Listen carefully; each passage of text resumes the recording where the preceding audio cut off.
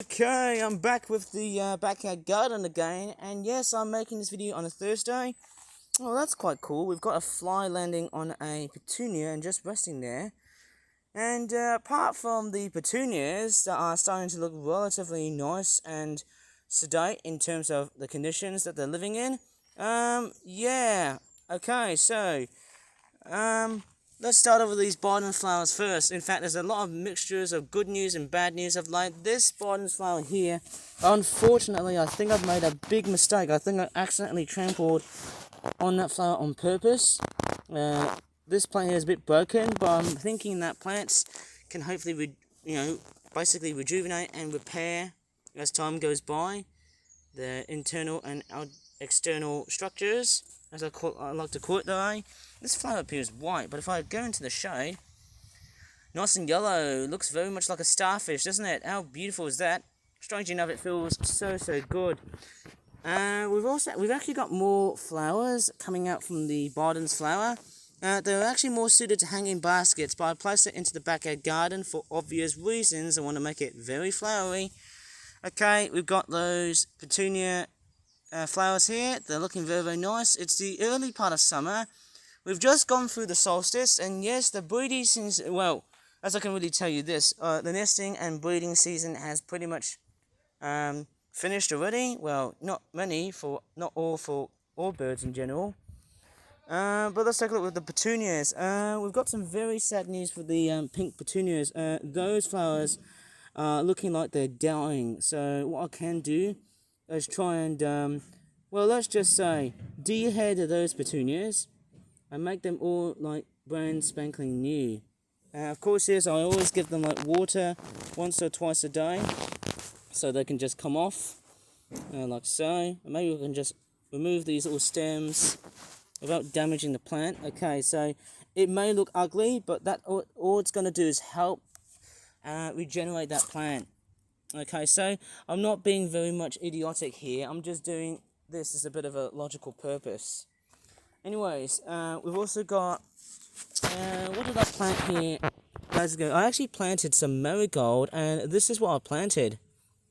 Amazingly, I've actually started to plant some marigold. Somehow I've got shoots of marigold coming out from the compost. That is amazing. And in this one, I actually planted a lot of, I can't really remember, is it salvia? Salvia seeds. I've got no idea, or lobelia. I've got no idea what these flowers or plants are. But I also bought those sunflower seeds, and guess what? The sunflowers are doing straightforward, somehow, somewhat relatively well. I might have to give them another dose of water just to keep them growing. And very good news. Guess what? Look at this. The wild cabbage that the landlords throw in. That made me quite cross, in fact, very angry in general. Thank God it's came back to life. I'm actually quite astonished and surprised on how significant this transformation has become. This is the sort of, resurrection I would love to see. Rejuvenation of seeing how Mother Nature can play in its very good ways. And also, yes, look at this. The calendula flower has actually stopped growing. Well, actually, it's continuously growing because I believe what's going to come out is some sort of flower head. I'm pretty sure about that. If you look at this bulb here, this bulb onion shaped like this, guess what?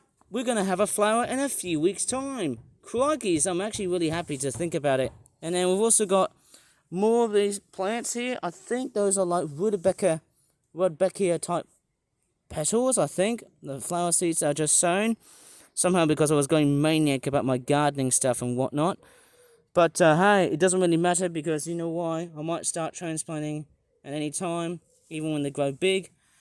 And somehow, oddly enough, I have to say, hey, this is so good. So much so that the amount of Mother Nature I'm actually attracting has been very vast.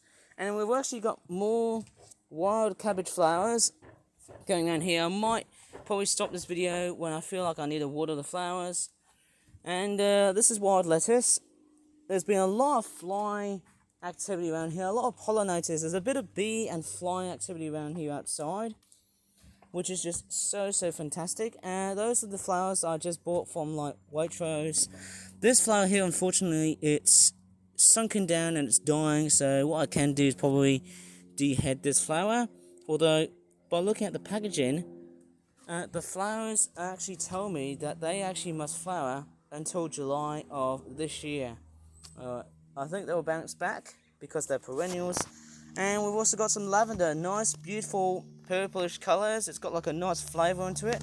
Although I've already bought seeds of lavender, they actually look fairly nice and fantastic. And also, look at the marigolds. The marigolds have done an amazing job except for this one here. In fact, about all 5 of the marigolds I've looked at. And guess what? You know I was wrong about the fuchsias? One of them has started to actually try and blossom out. This is fantastic. I initially thought my fuchsias were going to be failing this year. Well, guess what? This one is actually starting to work. My crikeys, look at that. My crikey Charlies. Did I just open my can of worms? They've actually started to blossom. That is fairly amazing, and hopefully it's going to be like that throughout the rest of this year. This fuchsia here, well, unfortunately, it hasn't done the bulk of much work. Maybe I might have to try and, probably think of a way to try and buy another. I might try and buy another fuchsia if I want to, because, fuchsias are getting relatively nice and common. Okay, so it's so nice to see how much I've just bought. The marigold, nicely blossoming right here. In fact, basically about all 5 marigolds. This one here, it was blossoming earlier, but I think it's starting to, how do you call it, shrivel, because, I think it's looking like it's dying now. I'm really surprised at how it's done a fantastic job at blossoming, but now it's all gone. But we've got more new marigolds that have started to come out this way, and those fuchsias, when they start to blossom out, will be perfect flowers for the butterflies and bees. Actually, bees prefer that because butterflies are a bit too big for them to try and, pollinate. And oh my goodness, this wild lettuce has managed to successfully attract bees. And a little hoverfly, how cute is that? See, that's beautiful. I mean, I could definitely get into the world of entomology so much of my goodness sakes, of my crikeys. Maybe I can try and handle that fly. Oh, it doesn't like being touched. See if I can do it again. Oh, I think there's one instance where I successfully caught it. Oh, fail. I'll probably leave it to Mother Nature. Let's have a look anyways. And from seeing right downstairs, look at the meadow. I've actually made a few mistakes when I was making the radish plantation. One thing to let you know that I accidentally trampled on some flowers, which was quite silly of me. Yeah, so the meadow is actually looking relatively nice and healthy. Thank goodness we've got a few backups of petals and other... Well, actually, they're not petals, they're leaves. Okay, so I don't know why I called them that way. That there is the big radish crop yard. It's a big radish field that I've decided to plant, like a big radish row. Because, I'm trying to plant some radishes out in my backyard garden. This one here is mint. Okay, so I've actually fully recovered this thing from just being thrown up by the landlords, which I got very angry about. But hey, let's not think about it too much. Let's see. Oh yes, that there is where I planted some more new lavenders, and guess what? They're actually starting to sprout. In fact, I actually placed other flowers like cosmos and stock flowers. But I've got to be very careful not to try and trample them over because it is such a precious flowering spot. So nice, and this is very, very good news. I'll tell you what, the flowers do look like they're starting to sprout out, and I've actually got some even more great news I might show you as time flies by. And we haven't had that much rain, which has been very much like for months. And if I show you the summer sunshine, that's what it looks like. A beautiful tropical day outside. It's like going on holiday to whatever place in the world. Malaysia and all. I don't know. I'm very much the sort of person who's accustomed to that kind of weather. Are you or not? Okay, coming back to the calendula flower, and one thing I could have tried, I don't know what that plant is, tucked at the back, but one thing I've never noticed, there's actually been some very good videos on YouTube of actually how to create your own fertilizer using banana peel and onion skin. That's actually very clever. And you know, I've actually watched a lot of those tutorials and it's so amazing. Even though I think there's a bit of a debate of people saying, you can't use banana peels and onion skins as fertilizers because that will probably stop the plant from growing and kill them and die off. Well, yeah, I get that message, but yeah, it's actually quite amazing somehow. Funny to know that, hey, I could have given this plant a bit of fertilizer, you know, using banana peel and onion skin, which is non-toxic, of course. And we've also got more plants starting to blossom. Unfortunately, this flower here, which is of course the Erigeron cavinscanus, I don't know what it's called. It has gave up the ghost. It has seen far better days, and this plant has actually failed to flower. It's meant to flower from like May to September, but unfortunately, it has clearly given up the ghost. But nevertheless, I think it's doing relatively well, just as a static plant, I think. And looking around here, there's more of those wild cabbage flowers, and that big calendula flower is also going to be a very big hotspot on attracting bees and butterflies and other insects in general. Anyways, I've actually got more extraordinary news in terms of gardening. Something very amazing has happened. I might show you upstairs right now. Okay, I'm back in my bedroom. Sorry about the extraordinary mess I've been having because I've been bone lazy. This tomato plant has actually grown superficially tall. I'm actually going to close the door because I don't want anybody to try and distract me when I'm actually filming. Okay, so we've got some very extraordinary plants being exported into my house, which is really, really nice. Those two tomato plants here, they've actually straightforward, well, I don't know what to really say, hey? They straightforward have done the job, but this one here looks like it's, well, it looks like it's just straining. I think it looks like it's just stopped growing, but I must keep trying because, you know, those plants were discount plants, about £1.50. They haven't really gone through the part. Yeah, this thing is actually getting quite tall now. I'm surprised of how things have came relatively nice, and there's actually something even more extraordinary. Let's take a look on the other side of my house, and there's a bit of a shocker. Dun dun dun! Look at this! We've got a small tomato plant being planted with compost. This is amazing, and I'm actually going to show it to you because I actually planted this. Guess what? I actually used. Guess what? How I've used it from. Actual grocery store tomatoes. This is amazing. Now, this is very much a good and very cheaper solution if you want to try and grow tomatoes. And I had many attempts, like lots and lots of attempts, pretty much failed ones. But luckily enough, I got the tomatoes to grow, which is fairly nice to know. Strange enough, this is so good.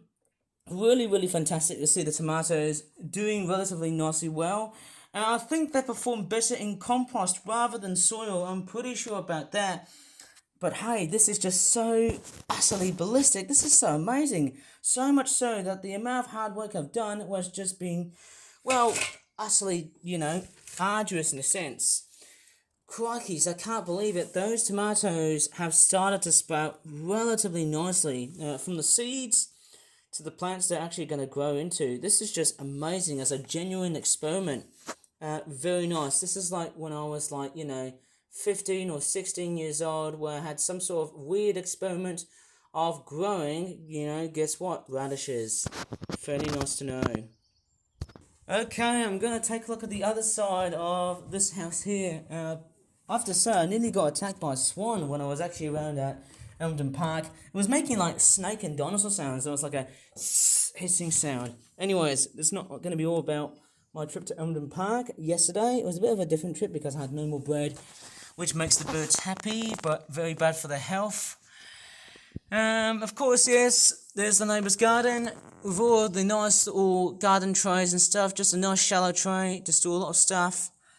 There's a person right here. Crikeys, I don't know how much time have I really spent to create such a salubrious garden outside, and mind you, this is such an amazing trial to go ahead and get into. It almost seems pretty much too half-hard to probably talk about it, eh? Because, you know, I'm really surprised how much effort I've done has taken a bit. It's just somehow so awesome to delve into, and really that's, you know, my garden isn't fairly big, but I am planning to expand more and more stuff as time flies by. Maybe I could add some more hanging baskets right over at the end, but then I wouldn't do that because I want to attract birds and other bits of wildlife, and of course it's a very interesting dynamic that I could probably choose. And speaking of choosing, I've actually found this bug hotel. It is beautiful. I could have just placed it into the backyard garden, but I'm actually going to be doing it now because, you know, maybe I can just place it into some soil or anywhere where there's bugs or whatever. That would be a very good solution to try and attract bugs into your backyard garden. And it's been about for at least 2 years. Still looking good, and hey, might as well just do so. Put it into the backyard garden just to attract some insects. That'd be quite good, hey? Anyways, I shall leave this video here because it's been so fantastic talking so far. I haven't made any videos of late. I am making this video on Friday. But anyways, if you really enjoyed in this pretty messy but well-detailed video about my backyard garden, please give this video a like and subscribe for more videos in the future. And as always, thanks so much for watching, and bye for now.